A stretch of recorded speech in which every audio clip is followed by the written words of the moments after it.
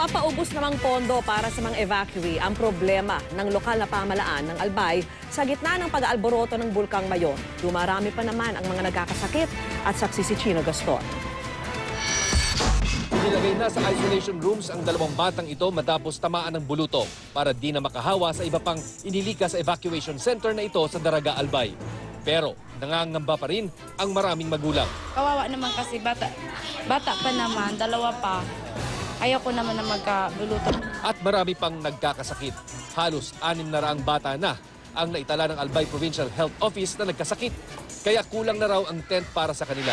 Isa rin yan sa mga dahilan kung bakit bigong makapagklase na sa mga paaralan na ngayong araw sana ang target. 70 to 80% lang po ang attendance kasi po may mga nagkakasakit na. Kaya naman 24 oras ang operasyon ng health unit sa bawat evacuation center. Kasi medyo mainit po yung panahon natin ngayon. Medyo congested din po sila sa. Kaya siyempre, yung ibang may sipon nahahawa din po siguro yun. Pero tila simula pa lang ang kalbaryo dahil hindi patiyak kung hanggang kailan magtatagal sa evacuation center ang mga residente. Paubos pa naman ang mahigit 300 milyong pisong Quick Response Fund ng Albay Provincial Government. Napunta yan sa gastos sa paglilikas, rasyon ng bigas sa 76 na evacuation center at sweldo ng 500 nurse na nakabantay sa kalusugan ng mga evacuee. We will issue a state of depletion on Saturday when it's depleted, on Sunday. So we have 30 to 31 days of rice.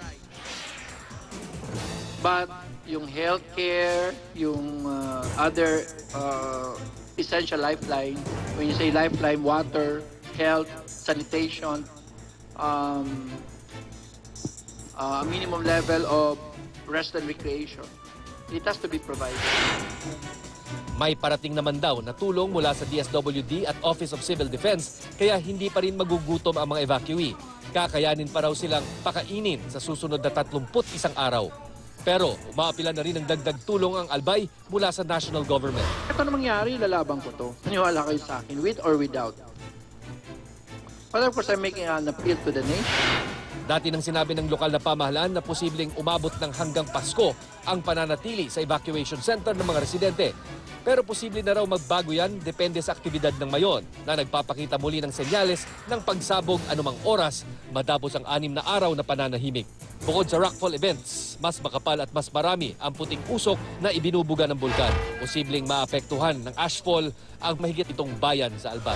Ang evidence nga dyan is yung rockfall events. Kasi meron kang pressure nga tumutulak mula sa ilalim.